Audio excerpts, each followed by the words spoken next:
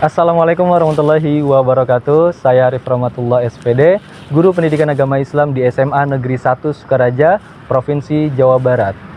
Sekaligus merupakan mahasiswa PPG di LPTK UIN Sunan Kalijaga dengan NIM 25404111551. Pada video kali ini saya akan memberikan sebuah gambaran atau video praktik pembelajaran unjuk kinerja dengan materi atau topik yaitu adalah adab bermedia sosial atau etika dalam bermedia sosial dengan menggunakan metode yaitu adalah problem based learning atau PBL. Oke, terima kasih dan selamat menyaksikan. Assalamualaikum warahmatullahi wabarakatuh. Waalaikumsalam warahmatullahi wabarakatuh. Oke, selamat pagi semua. Gimana kabarnya, sehat? Alhamdulillahirobbilalamin. Semoga kita semua disehatkan oleh Allah Subhanahu Wa Taala. Dan jika ada keluarga kita atau teman kita yang sedang sakit, semoga Allah angkat penyakitnya. Amin. Oke, anak-anak, sebelum kita mulai pembelajaran kita pada pagi hari ini, maka saya minta tolong untuk ketua kelas pimpin doanya dulu. Silakan ketua kelas. Sebelum mulai pembelajaran hari ini, anak-anak ini kita berdoa dan gambar pembelajaran masing-masing. Berdoa dimulai.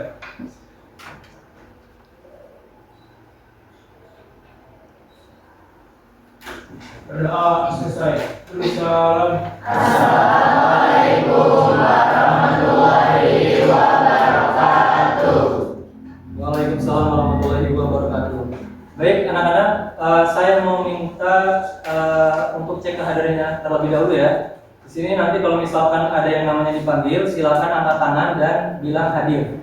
Saya. Oke. Adrian ada? Sakit ya. Anissa? Daniel? Hadir. David? Hadir. Dede? Hadir. Denaya? Despita? Eva? Gisalwa? Hari ini kita akan belajar mengenai bagaimana caranya memiliki adab yang baik dalam bermain media sosial. Nah, seperti yang kalian tahu, kita semua ini sekarang berada pada era atau zaman di mana kemajuan teknologi itu sangat pesat. Nah, pada kesempatan kali ini kita akan membahas bagaimana caranya bermedia sosial yang baik dan benar sesuai dengan tuntunan dari Islam itu sendiri, atau bagaimana Islam melihat sosial media sebagai alat untuk menyampaikan dakwah.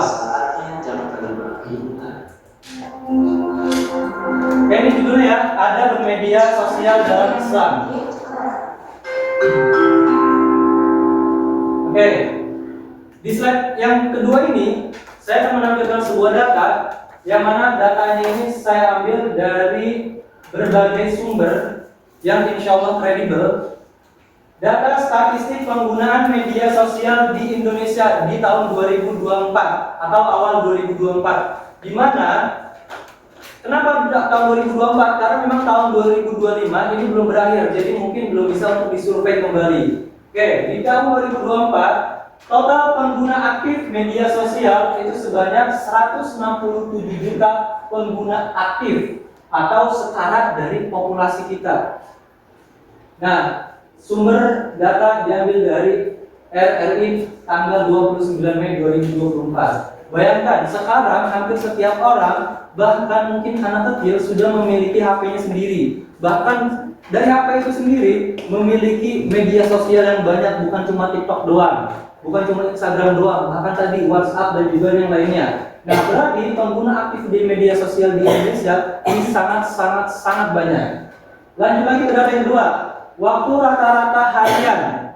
rata-rata harian itu bisa jadi menurut survei itu adalah 3 jam 14 menit. Bahkan saya yakin dan percaya banyak dari kita atau secara tidak sadar kita menggunakan HP dalam sehari itu jauh lebih banyak daripada 3 jam doang.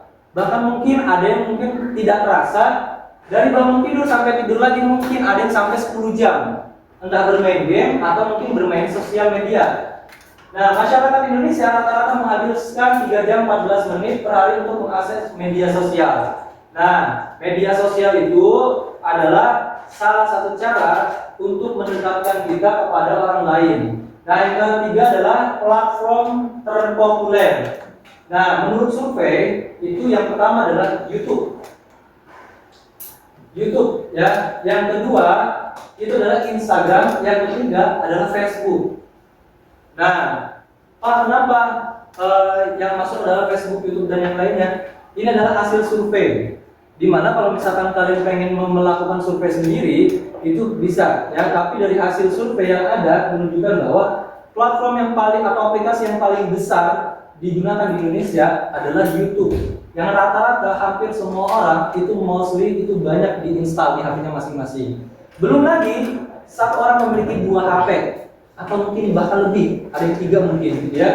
Oke, jadi yang paling banyak adalah YouTube. Pengguna usia muda itu di bawah 15 tahun itu sekitar 9,17% pengguna internet di Indonesia berada di bawah usia 12 tahun. Kalau kita semua yang ada di sini, saya yakin dan percaya itu sudah lebih dari 12 tahun. Oke, menunjukkan kerentanan yang tinggi. Berarti anak usia di bawah 12 memiliki kerentanan atau resiko yang tinggi terhadap gadget, terhadap HP. Kenapa? HP ini bisa jadi kecanduan kalau misalkan anak kecil yang menggunakan, atau mungkin orang dewasa juga bisa kecanduan menggunakan HP. Itu ditandai dengan apa? Dengan misalkan kalian nih punya adik yang masih kecil, mungkin masih 3 tahun atau mungkin 4 tahun. Sekali dia udah diberikan kesempatan untuk memegang HP, maka ketika itu juga, ketika dia tidak dikasih HP-nya lagi, dia bakal nangis, kejer, atau mungkin sampai uring-uringan, marah-marah. Kenapa? Dia pengen HP. Nah, banyak kasus seperti itu. Akhirnya apa? Orang tua karena nggak pengen dengar tangisan dari anaknya, maka dikasihlah HP. Tapi padahal sebenarnya itu baik atau tidak? Tidak. Karena apa? Membuat anak kecil sedari dia usia kecil itu sudah ketergantungan dengan HP dan akan menyebabkan penyakit-penyakit yang lainnya, mungkin gangguan mata dan yang lainnya gitu ya, karena keseringan menatap layar HP. Oke, ini adalah data statistik, data awal yang mungkin bisa menjadi bahan evaluasi untuk kita semua. Tujuan pembelajaran kita adalah agar kita mampu menggunakan media sosial ini dengan baik dan benar sesuai dengan yang Allah perintahkan dari di Al-Quran dan juga sesuai dengan yang Nabi kita perintahkan di dalam hadisnya. Oke. Sekarang saya akan menjelaskan secara singkat metode atau cara belajar kita. Sama seperti minggu-minggu yang lalu, di mana minggu yang lalu itu kita menggunakan kasus sebagai sebuah bahan diskusi. Di minggu ini juga sama. Jadi secara singkatnya anak-anak, di minggu ini atau sekarang kita nanti akan duduk per kelompok. Nanti akan saya berikan sebuah kasus, ya. Nanti silakan kalian diskusikan. Per kelompok memiliki kasus yang berbeda-beda.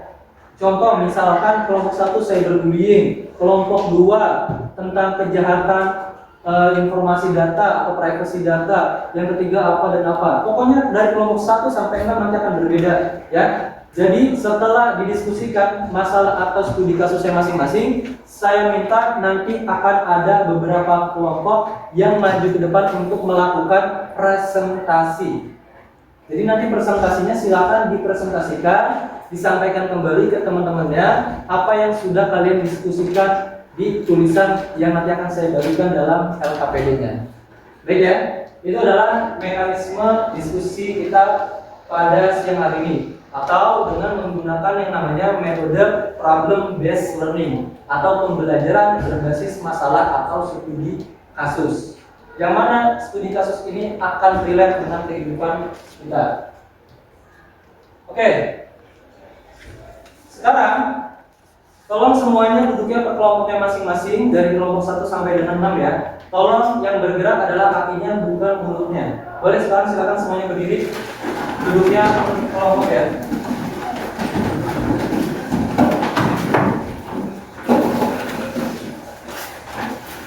Oke, perwakilan kelompok 1 boleh maju ke depan buat ambil kertasnya.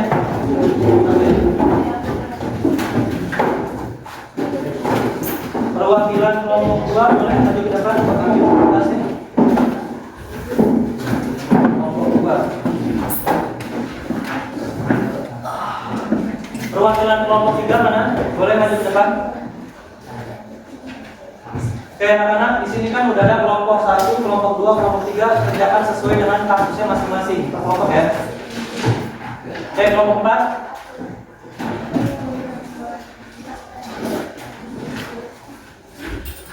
Kerjakan kasusnya masing-masing ya. Kelompok 5 boleh maju ke depan. Oke, kelompok 6 terakhir. Oke, silakan dibaca silakan didiskusikan, dibaca dengan teliti, dianalisis dulu. Setelah yakin, silakan kalian mulai mengerjakan. Di lembar pertama ada nama-nama kelompok, boleh diisi ya. Jadi dibagi-bagi tugas. Dan juga saya sudah men-share materinya itu di grup WhatsApp. Jadi kalau misalkan pengen melihat materi yang berbentuk digital, boleh melihatnya di grup WhatsApp. Ya. Di situ sudah diberikan materi dengan detail mengenai pengertian, contoh, dan yang lainnya.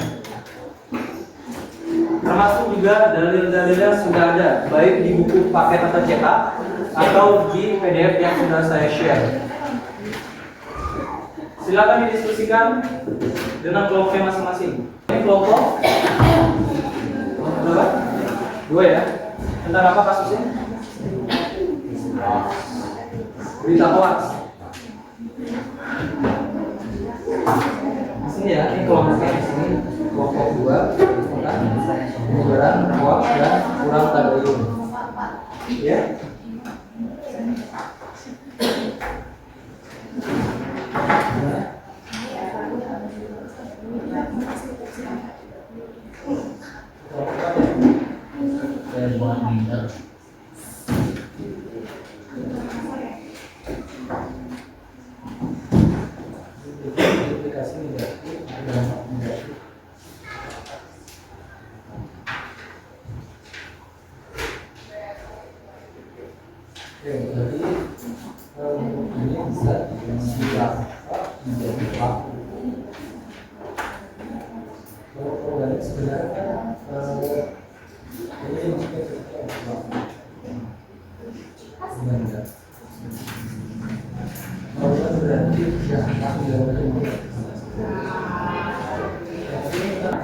Langsung menulis komentar yang sangat panjang atau agresif atau menyerang orang lain di media sosial yang menuduh kelompok yang berbeda dengan sebagai sesat, bodoh, dan menggunakan kata-kata yang kasar menentang orang lain. Ini ditanyakan adalah bagi pelaku ya. Oke. Dampaknya bagi pelaku berarti kan yang menjadi pelaku siapa? Fahri. Nah, berarti kan Fahri ini pelaku. Nah, kira-kira kalau di dalam media sosial ada, mungkin kalian sering melihat juga ya di media sosial misalkan ada orang yang suka ngomong kasar, menentang orang lain, menyakiti orang lain. Nah, kira-kira dampak sosialnya seperti apa? Nah, mungkin bisa dibalik serang gitu ya. Itu kan dampak, karena dia tidak bisa menjaga mulut atau lisannya dia. Berarti kemungkinan yang terjadi apa? Mungkin bisa dia diserang balik. Atau misalkan saya mendengar berita yang katanya suka nonton bola atau suka main bola. Nah, jangan langsung mengekspresi. Sebenarnya nggak akan suka nonton bola. Konfirmasi itu akan langsung gimana kita masuk informasi gitu ya. Husnuzon berbeda. Kalau husnuzon adalah dulu. Oke, sama-sama ya. Nah, mana nah? Oke, silakan boleh menunjukkan. Ini boleh dipresentasikan kasusnya apa dan juga jawaban kalian apa. Mungkin dengan suara yang kencang ya. Bismillahirrahmanirrahim. Assalamualaikum warahmatullahi wabarakatuh. Waalaikumsalam warahmatullahi wabarakatuh. Tentang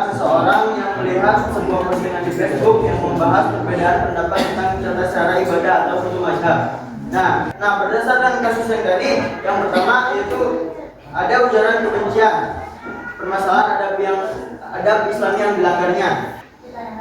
Oke, silakan. Salma. Oke, dari kelompok telur itu kan namanya ujaran kebencian dan berdebat kasar. Jadi di sini kami menuduh kelompok yang berbeda pandangan sebagai sesat atau bodoh. Pertanyaannya, mengapa seseorang bisa dengan mudah menilai pandangan orang lain itu sesat hanya karena perbedaan mazhab atau cara ibadah? Oke. Gimana mungkin? Yang jawab. Jadi itu pemikiran tersebut tergantung dari kita sendiri, dari lingkungan kita sendiri. Pemikiran itu bisa muncul dari hal-hal negatif yang setiap hari kita lakukan atau hal-hal positif. Dari semua yang sudah maju ataupun mungkin dari yang belum maju kelompoknya. Oke, tadi kelompok yang maju pertama kelompok 2 ya kalau tidak salah ya. 2 tadi siapa ya? 2 itu membahas tentang hoax ya. Kira-kira kalau misalkan besok libur tapi yang mengatakan adalah guru atau wali kelas menyampaikan pengumuman seperti itu, apakah itu termasuk berita hoax? Tidak. Kenapa tidak? Karena udah tahu. Karena sudah tahu atau wali kelas tidak mungkin berbohong. Mungkin berdiri satu. Yang berkaitan sama tadi Ya. kan? Boleh. Jadi mungkin yang pertama kita lebih bijak lagi untuk menilai pandangan orang lain. Kemudian tidak terlalu banyak bermain sosial media. Terus melakukan hal-hal yang positif. Selanjutnya lebih aktif dalam lingkungan media sosial. Dari? Udah, oke itu aja ya. Terima kasih Salma. Nah ini relate dengan salah satu surah di dalam Al-Quran juz 30, kira-kira apa? Tentang waktu. Wal asri, demi masa, demi waktu. Terus lanjutannya apa? Innal insana, sesungguhnya manusia itu dalam kerugian. Kecuali apa? Berarti yang menasihati dalam apa? Kesabaran dan juga menasihati dalam kebenaran. Nah, jadi manusia ini kata Allah rugi. Kecuali siapa? Orang-orang yang saling menasihati satu sama lain. Setelah diskusi ini selesai, komitmen pribadi apa yang pengen kalian tumbuhkan? Boleh terkait dengan kasus kelompok kalian atau kasusnya kelompok yang lain. Jadi komitmen pribadi kalian apa nih yang pengen kalian tumbuhkan? Misalnya, kami pengen menemukan komitmen menjaga lisan, menjaga ucapan atau berhati-hati dan yang lainnya. Sekarang kita sudah mempelajari tentang kasus di media sosial. Maka di pertemuan selanjutnya ya, kita akan membuat sebuah proyek kecil, proyek apa ya? Mini research lah ya, atau proyek tapi bukan proyek yang besar, hanya sekedar proyek kecil-kecilan untuk melihat mungkin di sekitar kita atau di lingkungan kita ini kira-kira mungkin pengguna media sosial di sekolah kita ini seberapa banyak, dan itu akan dikaitkan dengan nilai-nilai atau etika atau adab yang Islam. Bismillahirrahmanirrahim. Bismillahirrahmanirrahim.